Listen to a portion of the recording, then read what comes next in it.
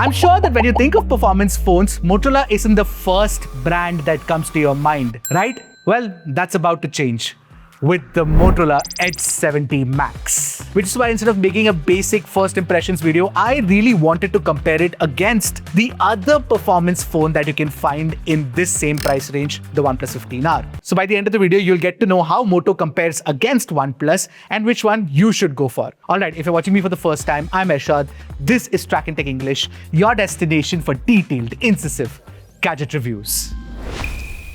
Now, I'll get to the performance. Of course, that is the most important thing that you guys are waiting for. But I want to start with the design of the Edge 70 Max here. Kuch to alag kiya hai na? They've done something different this time. Finally! Yes, for years, Edge series have been about curved displays and fabric backs. That changes with the Edge 70 Max. This time, Motorola has gone with an aircraft-grade aluminium frame and textured glass finish with Gorilla Glass 7i on the back with a flat display as well. In fact, you get Corning Gorilla Glass 7i on the front too. And honestly, if you ask me, I like this change a lot. It feels very premium. Now, OnePlus also has an aluminium frame, but it has a glass fiber back. See, it doesn't feel cheap or anything, but when you hold both these phones in the hand, Motorola definitely feels more premium. But overall in-hand feel, I would still say that OnePlus is slightly better. And why I say that is because Motorola has sharper edges compared to the softer, rounded edges of OnePlus. Now, the camera islands individually look good on both. This is a subjective choice. Which one do you prefer? Let me know in the comments. But I kind of like the OnePlus's tinier camera module. Motorola gets the new and enhanced AI with Motorola Kira,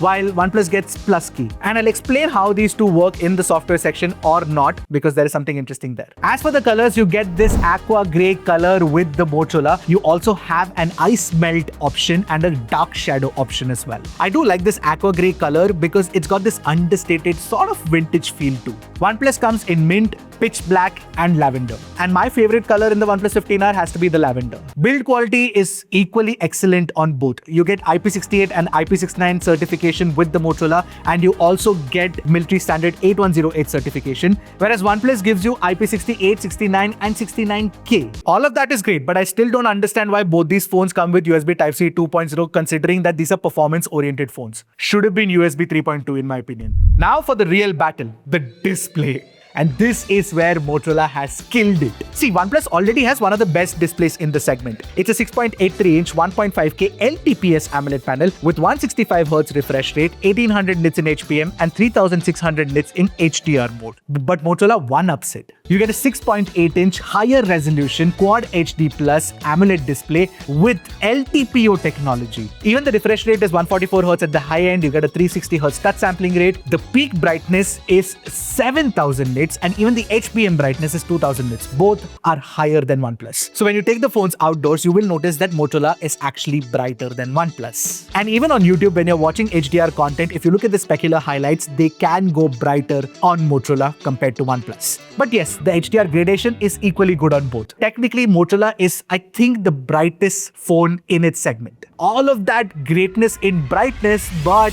Motorola doesn't support Netflix HDR. It does support Prime HDR, but Netflix should have been there if you ask me, because OnePlus does offer it. I hope that Motorola can fix that in a future update, because this is one of your flagship phones, guys. But all said and done, when you see both these displays side by side, Motorola does look technically more impressive. See, if you care about Dolby Atmos, Motorola does have it. But when you actually test the speakers side by side, OnePlus is better. Just take a listen to it for yourself.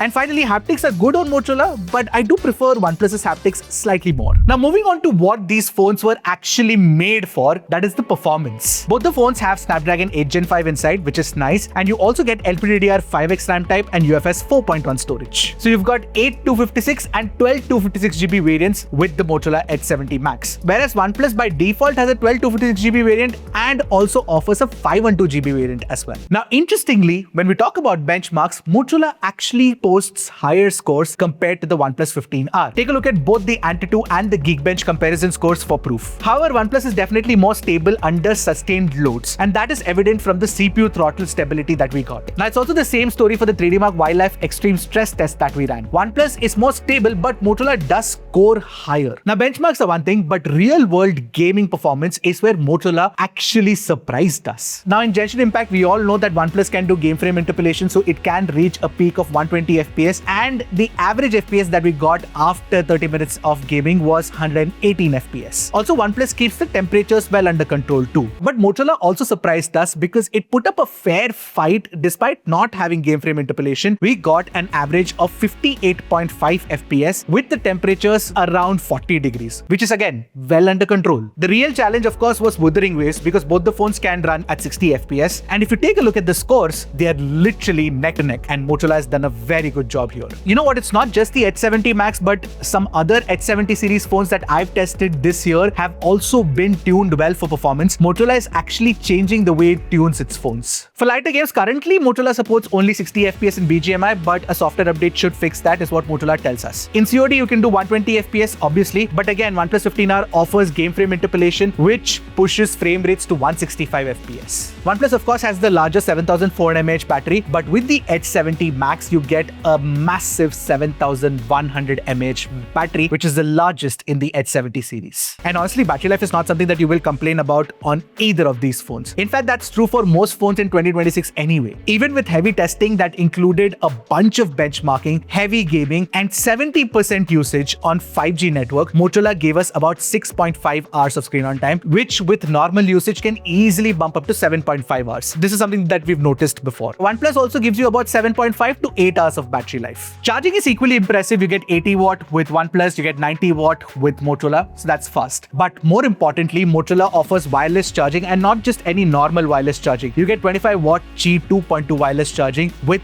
magnetic wireless charging support, which means that you can connect any after-party magnetic charging accessory directly to the back of the phone without the need for an extra case. Yes, even the very expensive Samsung Galaxy S26 Ultra or the Xiaomi 17 Ultra or the Vivo X300 Ultra or the Find X9 Ultra don't give you that option. So with respect to performance, I would say that Motorola matching up to OnePlus itself was something that we didn't expect, so that's a good thing. And with respect to battery life, yes, OnePlus lasts slightly longer, but that wireless MagSafe charging is something that I absolutely love. I think that every phone that launches over 50,000 rupees should come with magnetic wireless charging, if you ask me, because honestly, it's pretty underrated feature to have in a phone. Now, when it comes to cameras, both are not camera-focused phones, they are performance-oriented phones. And the specs are also largely very similar. See, the primary camera is Sony Litia 710 on the Motorola, whereas it is the IMX 906 that you get with the 15R, and both are 1 by 1.56 inch sensors. You also get 8 megapixel ultra-wide-angle cameras and 32 megapixel selfie cameras on both. You do not get a telephoto. Those are specs. Let's take a look at the samples. Now, starting with the primary camera, Motorola offers sharper, cleaner textures and better detail retention both at 1x and 2x. Even the HDR processing, if you ask me, is superior. Color reproduction is kinda off on both, and Motorola tends to have a slightly more warmer tint. Skin tones, I expected it to be better on Moto, but surprisingly, OnePlus is better because Moto has a bit of a reddish tint. However, in low light, I like the night mode tuning of Motorola. I feel like the pictures definitely have more pop and more details compared to OnePlus, especially at 100% crop. As for the ultrawides, they're 8 megapixel ultrawides. They're alright on both. You can take a look at the samples. But Motorola does have two advantages with the ultrawide. The first thing is that you get autofocus capabilities, which means that you can shoot macro shots. And the second thing is that Moto offers 4K 30 FPS video recording with the 8MP camera, whereas OnePlus only offers 1080p 30 FPS. Now, when I tested the portraits side by side, both actually do a very good job at 1x and 2x, and these are very usable portraits. Many people will actually like it. But when you pixel peep and look at the technicalities, the edge detection and the bokeh drop-off look better on Motorola. Now, coming to selfies, both are perfectly capable in terms of details, but Motorola once again has that red tint that's not a problem with OnePlus. Now, when you're talking about video recording, primary camera, OnePlus does have an advantage because you get 4K 120 FPS video recording, but we compared the 4K 60 FPS on both, and in that, I feel like both are almost equally matched. But like I said, ultra-wide video recording is better on Motorola. However, selfie video recording at 4K 30 FPS from both the phones, I feel like OnePlus does a better job. What do you guys think? Motorola also gives HDR10 plus video recording, which is definitely an advantage if you shoot HDR videos, because I see a lot of people actually shooting HDR videos and uploading it to Instagram. Overall, I'd say cameras are equally matched, but each have their advantages. Motorola offers better daylight and low light shots. You get 4K video recording from all the sensors sensors, you get macro with the ultra wide angle camera, and the portrait is slightly superior. OnePlus offers better color reproduction and skin tones. Now moving on to software, with the H70 Max, what you get is Hello UI based on Android 16, and Motorola is promising 3+5 years of updates. OnePlus of course comes with OxygenOS 16.1, again based on Android 16, and with that you also get 4+6 years of updates promised, which of course is slightly better than the Motorola. Now with Motorola you do get all of the Moto specific features that you expect, for example Moto gestures, and you get Moto ThinkShield plus Gemini integration and Circle to Search integration, which is common across many Android phones now. One very interesting feature that I kind of liked is the auto blur sensitive information when you take screenshots that is available with the Motorola. Now with OxygenOS, you know it's a fantastic operating system. You get Flux Themes 2.0, scalable icons, depth wallpapers, mind space. All of this makes the whole experience feel very personal. But of course, OxygenOS as we know it is not going to exist anymore. It's going to be ColorOS 17 in future OnePlus phones, including the OnePlus 15R. But that doesn't change things too much anyway. Now talking about AI, Motorola is now moving away from Moto AI and now it's called Moto Kira. Unfortunately, those AI experiences are currently available only with the 12 256GB variant,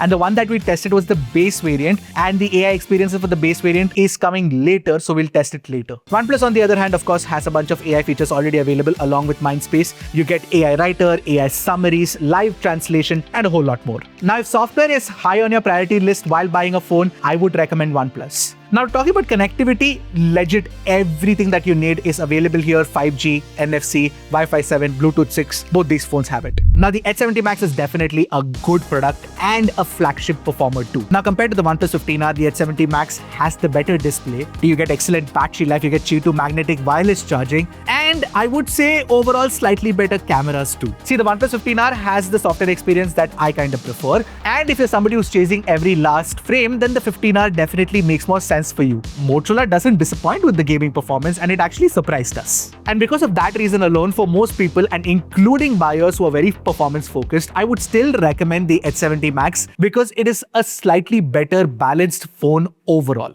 And even for the base variant that I tested, with discounts, it's available for 49,999, and with discounts, the higher variant, the 12 to 56GB variant, is available for 54,999. Now, OnePlus 15R is selling for about 60,000 rupees, and even if you consider the discounts and everything, it's still higher than the Motorola. Now, after that, if you're considering the Motorola and if you're wondering where you can buy it, it's available on Flipkart, and of course, OnePlus is available on Amazon. So after this comparison, which one would you pick? Let me know in the comments. I'll see you guys in the next one. Until then, keep tracking and stay safe.